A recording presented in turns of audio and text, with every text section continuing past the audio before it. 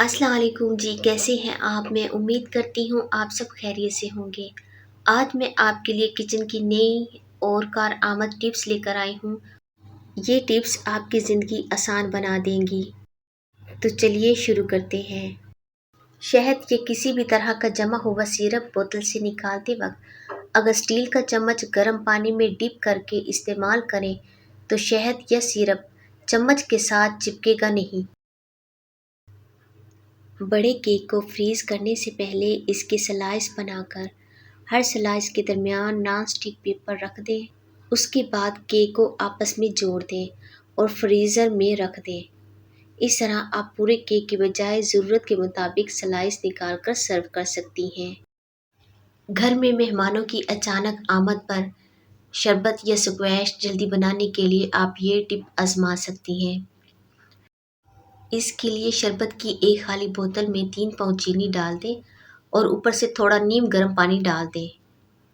چینی گھل کر شیرہ یعنی سیرپ بن جائے گی۔ اب اس بوتل کو احتیاط سے ڈھکن لگا کر فریج میں رکھ دیں۔ مہمانوں کی اچانک آمد پر آپ اسی سیرپ سے شربت، سکویش یا شکنجبین تیار کر سکتی ہیں۔ اگر یہ شیرہ آپ زیادہ دنوں تک محفوظ رکھنا چاہتی ہیں تو اس میں تھوڑا سا لیموں کا رس یا ٹاٹری بھی ملا دیں۔ یاد رہے کہ ایک بوتل کے لیے 1 چٹکی بھر ٹاٹری کافی ہوگی۔ آلو کا مزیدار بھرتا بنانے کے لیے سب سے پہلے آلو بیک کریں۔ اس کے بعد اس کا چھلکا اتار کر تھوڑے سے دودھ اور مکھن میں اچھی طرح میش کریں۔ پھر اس میں حسب ذائقہ مسالے ڈال کر پکائیں۔ اس طرح ذائقہ مزید بہتر ہو جاتا ہے۔ چقندر کی رنگت اور ذائقہ برقرار رکھنے کے لیے اسے صرف 15 منٹ تک بھاپ میں پکائیں۔ جب بھی ثابت مرغی روسٹ کرنا ہو تو مسالہ بھرنے کے بعد اسے زیادہ دیر تک نہ رکھیں تاکہ اس کی تازگی برقرار رہے اور جراثیم کو پنپنے کا موقع بھی نہ ملے۔ مرغی کے اندر صرف 3/4 حصے میں مسالہ بھریں کیونکہ مسالہ پکنے سے پھولتا ہے۔ اگر اسے پورا بھر دیں گے تو وہ باہر نکل آئے گا۔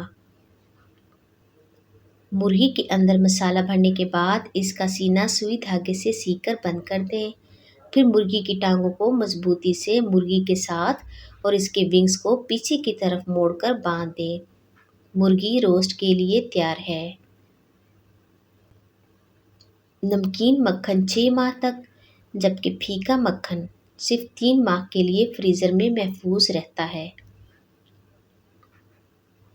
سبزیاں پکاتے وقت جب تیل گرم کریں تو اس میں 1 چٹکی ہلدی ڈالنے کے بعد سبزیاں شامل کریں۔ سبزیوں کا قدرتی رنگ برقرار رہے گا۔